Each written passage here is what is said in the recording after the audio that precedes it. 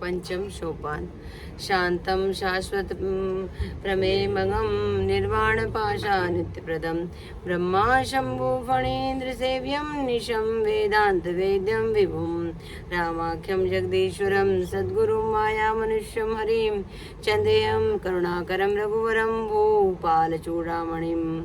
शांत सनातन प्रमेय प्रमाणों से परे निष्पाप मोक्ष रूप परम शांति देने वाले ब्रह्म शंभु और शेष जी से निरंतर सेवित वेदांत के द्वारा जानने योग्य सर्वव्यापक देवताओं के में सबसे बड़े माया से मनुष्य रूप में दिखने वाले समस्त पापों को हरने वाले करुणा की खान रघुकुल में श्रेष्ठ तथा राजाओं के शिरोमणि राम कहलाने वाले जगदीश्वर की मैं वंदना करता हूँ।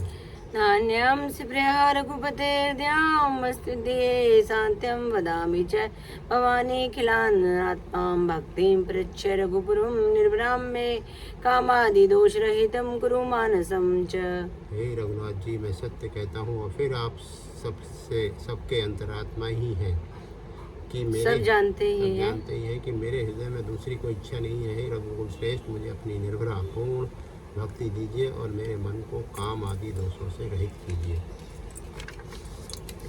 अतुलित बलिधामं हेमशिलावदेहं धनुजवन कृशानुं ज्ञानानामं प्रगणयं सकल गुण निधानं वानराणां धीशं रघुपति प्रिय भक्तं वातजातं नमामि। अतुल बल के धाम सोने के पर्वत सुमेरु के समान कांति युक्त शरीर वाले दैत्य रूपी वन को ध्वंस करने के लिए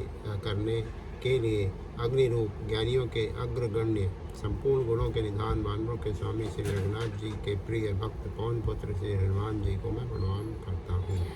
जाम्बवंत के वचन सुहाए सुनि हनुमंत हृदय अति भाए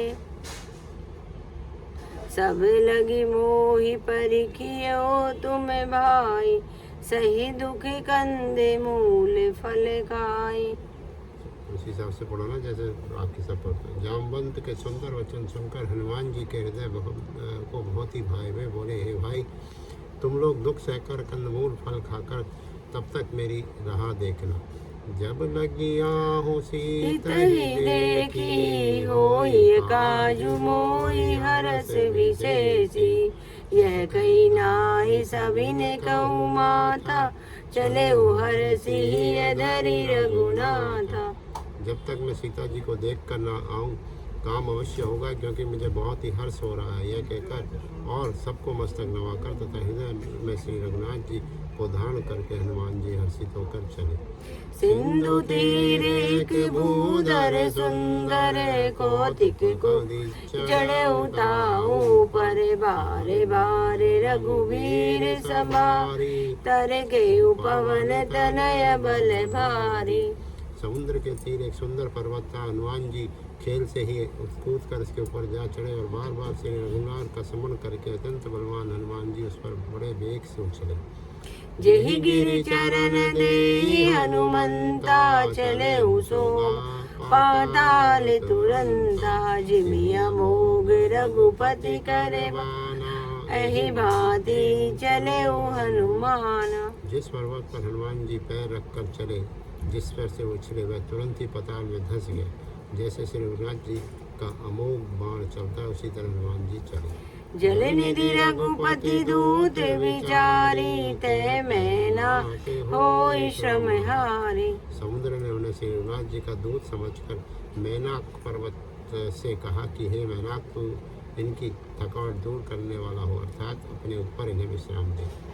हनुमान ते परमा कर पुनि कीन प्रणाम राम काजु कीने बिना मोहि कहाँ विश्राम। जय श्री राम जय श्री राम। आज की कथा यही विश्राम। जय श्री राम।